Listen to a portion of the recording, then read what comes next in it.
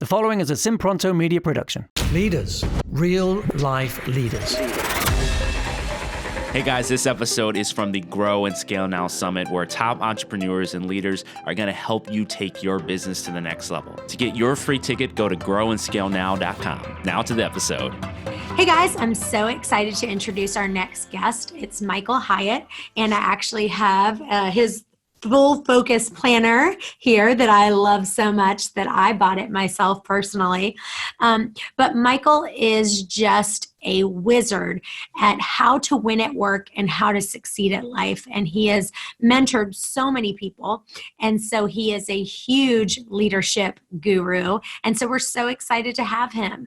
Michael, tell listeners a little bit about you if they've been under a rock and they haven't heard about you yet. Well, thanks. First of all, thanks for having me on. But just a little bit about my story. I spent most of my career in the book publishing industry, most recently as the chairman and the CEO of Thomas Nelson Publishers, which when I became the CEO in 2005, it was the 7th largest publisher in the U.S., publicly traded on the New York Stock Exchange. I was involved in taking that company private, and then we sold it to HarperCollins in 2011. And I decided at that point that I was going to pursue my dream of writing and speaking and starting my own company. This was sort of my second attempt to start a company. We can talk about this. But since that time, for the last 3 years in a row, my company's been on the Inc. 5000 list of America's fastest growing private companies. We've grown on average about 60% a year. We're an 8-figure business with 50 employees. And I think probably the amazing thing is, you said it when you introduced me, but we really believe that the hustle fallacy, the idea that you have to do more to get more, is fraught with a lot of problems. And so kind of our motto, our mantra, and the thing that we teach our coaching clients is how to achieve more by doing less. So my own business last year grew by 62%, but I took 162 days off, which meant every weekend and 11 full weeks of vacation. And not only that, but my typical employee works no more than 40 hours a week, because we believe that you need to have a rich life that's outside of your work, and that actually contributes to your ability to scale. I love that. So give us a practical implementation that you have done that you do more by doing less. Like, is there any systems you put in place to kind of allow that to happen? Yeah. So like one of the best systems, and I only started doing this about 20 years ago, but what I did was I set hard boundaries around my work life. So, before that, what would happen is, I'd get busy during the day. I wouldn't finish my work. So I'd drag it into the evening. I'd go home and I'd have a quick meal with my family. Then I'd crack open my laptop and go right back to work. I'd work through the weekends. My vacations were actually what I would call vacations, where I would go and catch up on email and do all that kind of stuff. So I said, I'm not going to do that anymore. I'm going to put a hard boundary around my work so that I'm going to quit every day at 6 p.m. I'm not going to work on the weekends. And I'm not going to work on vacations. Here's what that forced me to do. It forced me to prioritize and make better decisions during the day. So instead of goofing off in the middle of the afternoon, getting involved in a conversation that was kind of trivial, or getting involved in fake work or busy work that really didn't contribute to the vision, I would get focused and say, gosh, what has to be done? Because I'm quitting at 6 p.m. this evening, and I'm quitting. I'm not going to be working this weekend. So I've got to really be productive during work hours. That made all the difference. I love that. Well, let's talk about vision for just a second. And obviously, if you are the leader, you really want to be a visionary. But sometimes, depending on what level of leader you are, people just struggle with kind of finding that vision, and they flip-flop and they start here and then they move here. What are some tips to get leaders to help them to finalize? Here's the vision. Here's where we're going. This is what we're doing, and we're sticking with it. Well, this is exactly why I wrote my new book, The Vision-Driven Leader.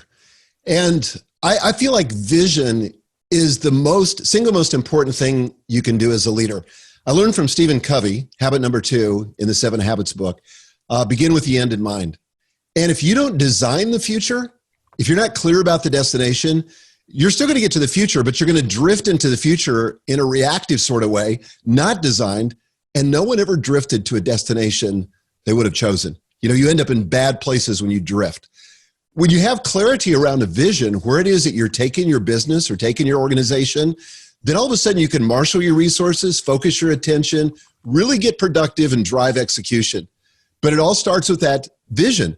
The problem is there are only about 2 books out there on the topic of vision. This is not taught in business school. Most of us haven't served under visionary leaders, so we don't have a clue. We have sort of this vague notion that we need to be visionary, but we've never been taught how. And I think that most of us think, that it's some kind of special charisma or some kind of special clairvoyance, being able to see into the future.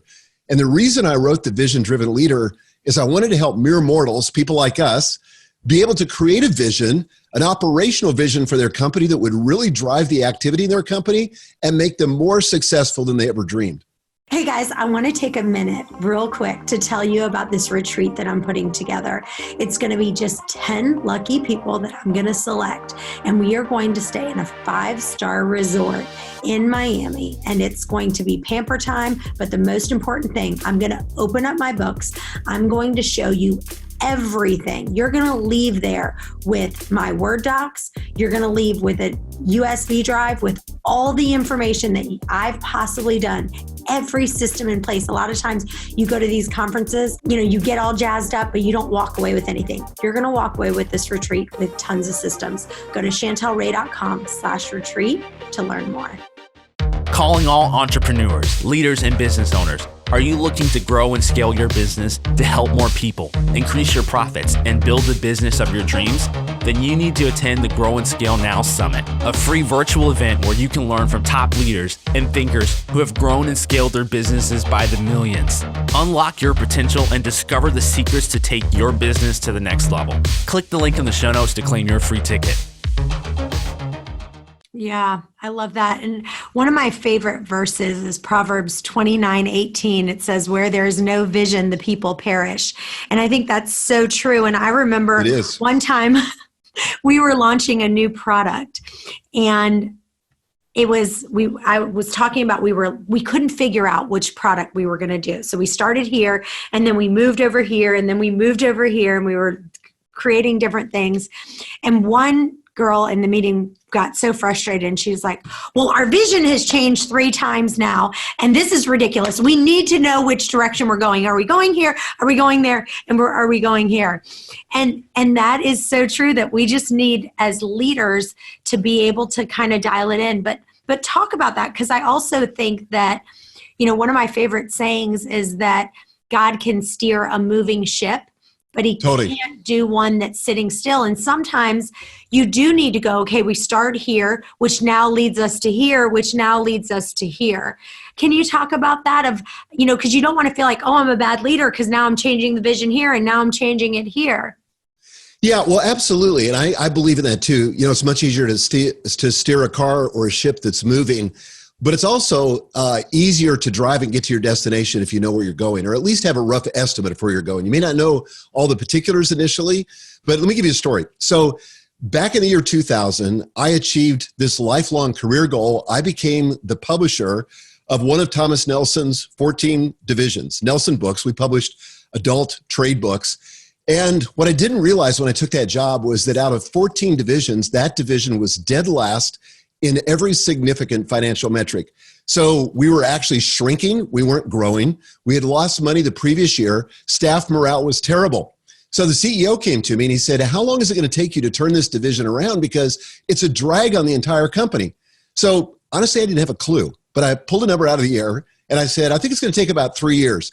And he said, well, that sounds reasonable. You got it. So the first thing I did was I went off on a retreat. And I said, I've got to get clear on where this is going. And so I took some, my financial statements because I wanted to have a clear sense of where we were. I took the organization chart. I took some other documents to kind of, embrace my current reality and see what it was. And then I just began to dream. I kind of, in my mind, stepped forward 3 years and I said, what do I see? And I started writing it down. Now, this is a powerful part of creating a vision because thoughts disentangle themselves, passing over the lips and through pencil tips. So there's something about writing things down that clarifies your thinking. So I wrote things down like this. I said, and I wrote it in the present tense as though it were already happening. So I said, our division publishes 5 New York Times bestsellers per year. Now, we had not had any New York Times bestsellers up until that point, certainly not in the last several years. So then I said also, our staff is maximizing their bonuses because I knew if people had a stake in the outcome, they'd be much more likely to be engaged in the outcome. I also said we were publishing about 120 books a year at that point, and I said we published 48 books. So my intention was to cut the list, focus our resources, and better ensure the success of the books we had. Now, here's the amazing thing. I went back to the team, and I didn't come down like, Moses from Sinai and say, this is the vision. But instead, what I said was, look, I've been thinking a lot about the future. I've written down some thoughts, and I really need your help to make it right. I probably missed some things. Some other things need tweaked, but I want your help to get this right. And I said this to kind of my inner circle, my direct reports. So they rolled up their sleeves, they fine-tuned it, and in the process, now I transferred the ownership of the vision from me to us because it became their vision. Then we rolled it out to the entire team. Now, here's the amazing part.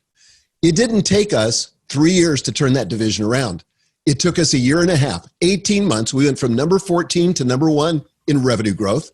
We went from number 14 to number 1 in profit margin, and it stayed that way. That division was the most profitable division of Thomas Nelson Publishers until I left in 2011.